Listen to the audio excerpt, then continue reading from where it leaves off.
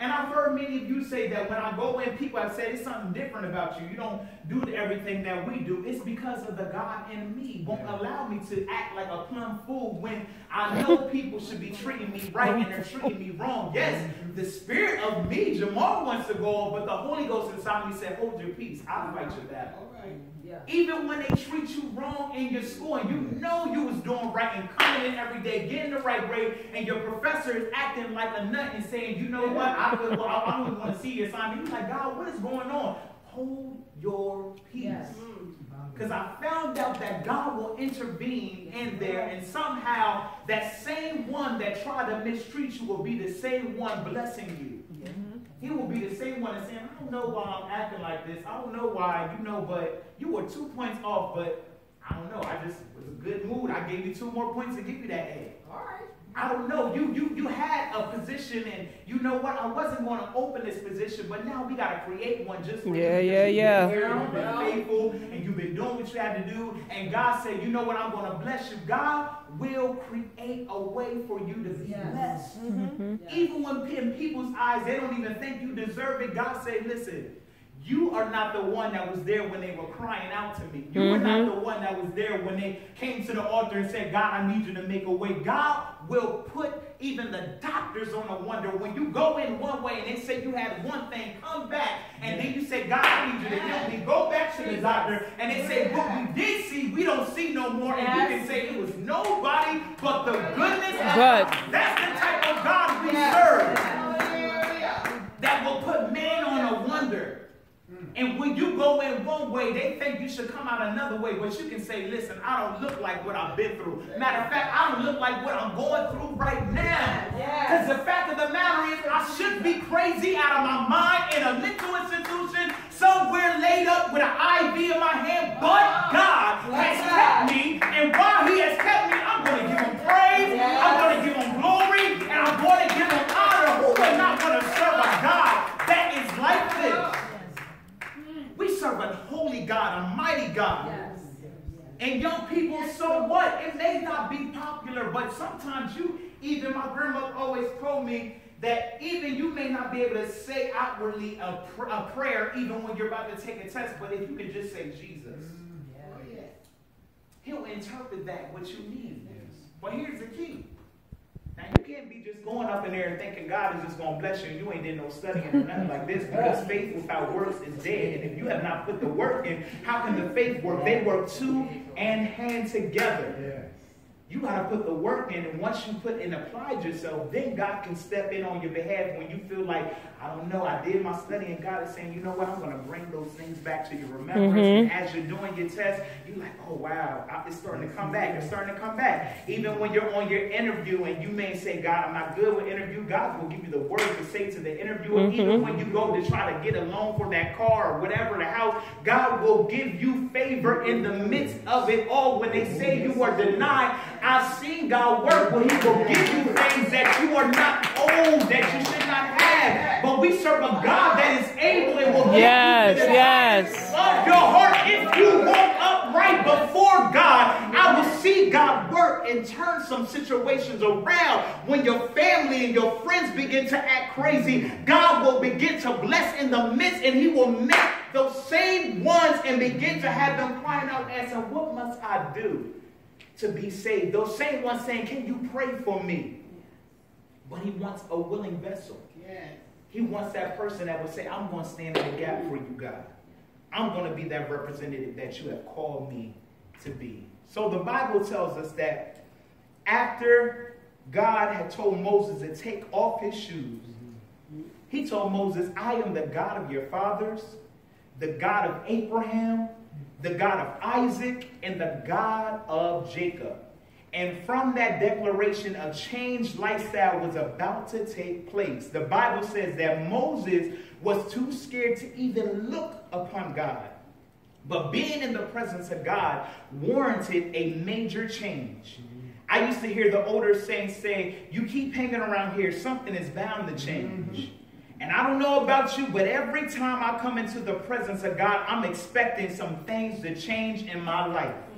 What's so amazing about this encounter was God asked Moses to do, or better yet, what he did not ask him to do. He did not say, take off your shoes and transform your life and then you can serve me. No, God said, get rid of those dirty shoes, take them off, and get in my presence because where you're standing is holy ground. I want to ask you a question this morning. What kind of shoes are you spiritually wearing on today? Are they green with envy? Are they red with anger or hatred? Are they black with that sin that has now almost become a routine for you? Have you ever had a pair of white shoes that you found yourself doing like back in the day, taking that toothbrush and cleaning those white shoes, getting in between the crevices, and in the inside of the house, when it hits the inside, it looks like, oh, these things is going to be, listen, I'm about to kill them with this. You're like, oh, these are white, these are my old white, I'm about to go out here. But as soon as you hit the daylight, that same white begins to look a little yellowish. Dingy. Whoa! Sir, what is going on? Because it tells me that as you were cleaning them, you thought it was okay. You thought everything was right. And then what happens is like our life.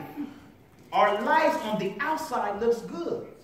But you continue to lie, talk about folks, and do the things and go places that you shouldn't go. And to people, you look like you got everything together. But on the inside, God sees what really is happening. Yes. And God looks on the heart. Man looks on the outward appearance, but God looks on the heart. And you can fool the people, but you cannot fool God. Yes. I don't care how dark of a place you can go, turn all the lights, close the curtains, get in the middle of a corner and think God won't see you. Get it look bright as day to God. Yes. You cannot hide from God. God sees everything that you did. Matter of fact, he formed you in your mother's womb. He knew where you were going to be at this very moment before the foundation of the world. That's how good God is. We cannot even fathom how God is. When we begin to think, we say, what kind of God is this?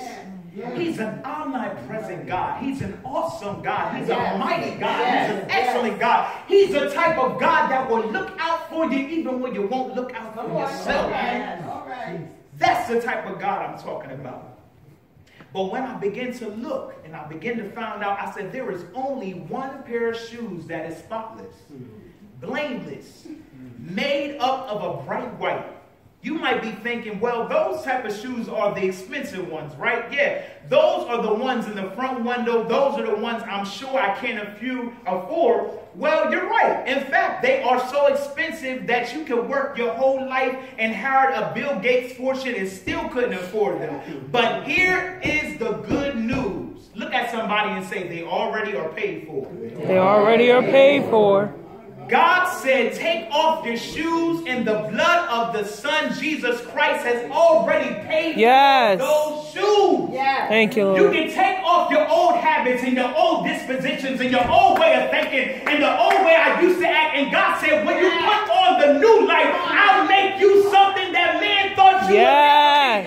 Your mama may have been a crackhead, your daddy may have been an alcoholic, but God said, you are somebody in my eyesight. And no matter what the world has deemed you as, you are a child of God. You are somebody.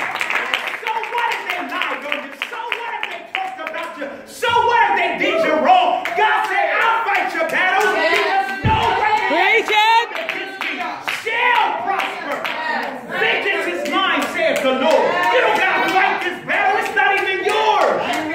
We're too busy fighting folks, and it's not even about them. It's the spirit that works inside of them. And instead of attacking the people, go in your face and tell God about them. God said, I'll fix it. I'll fix their attitude. I'll fix how they treat you. I'll fix what they say about you. God is saying they talked about me. They did me wrong. They spit on me. They mocked me. They whipped me. They rejected me. They pierced me in my side. And here you are standing. You can't even stand somebody talking about you. God is saying, haven't I bled enough for that? Haven't they whipped me enough for that? See, we can't break under pressure over every little thing. But you got to know how to fight this war with boldness. Don't let the enemy come up and cause havoc in your family. Don't let him cause havoc in your school and your job. You tell the enemy he is a liar. Yes. And the truth ain't in him. But he's looking for some bold soldiers Yes. that will stand for him in 2017. When everything in the world seems like it's going off, even in the government, when it seems like it's going haywire, God said, I got this. He said, submit yourself unto me. And he said, watch me begin to work. Because it's going to happen. I think somebody said it before. It's going to get worse. It's coming a time when they're going to take your Bibles away. It's coming a time when they're going to tell you might can't go to church. That's why it's important to get this word for yourself right now. Yes. That's why David said, thy word have I hid in my heart that I may not sin against thee. Because it's coming a time when they're going to take this, but they can't take what's in my heart. You got to have the word on the inside of you. Just like you can recite and say this and say that, do you have the word down on the inside when you find yourself in a situation you can't call on mama, daddy, cousin, auntie, uncle, but all you can do is call on Jesus. Yes. And God said, I'll be there. I'll never leave you, nor will I forsake you. When man and your mother and your father has forsaken you, then I will take you up. God said he needs a life. And he's looking for us to truly submit ourselves unto him. Remember, Moses did not lead the people out of Egypt. He did not just lead the people out of Egypt. It wasn't just him by himself. He wasn't the one who set them free. Moses held his rod up and parted the sea, but he did not stop the current that provided the land. It was God.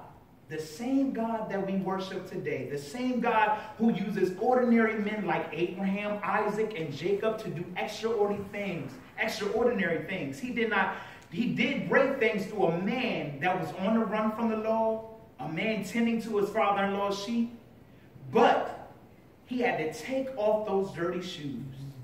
And I say to you today that no matter what you have done, no matter what your social or economic status is, no matter what your family background is, I know a man named Jesus who is a heart fixer, a chain breaker, and a loving and a forgiving God.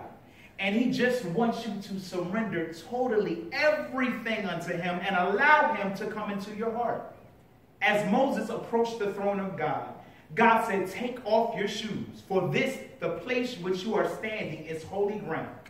Saints, today, I tell you, whatever kind of shoes you're wearing, take them off and come before God, because he wants to transform your life from the inside out, because where you are standing is holy ground. And we have to come to a place where we truly acknowledge who God truly is. Amen? Stand on your feet.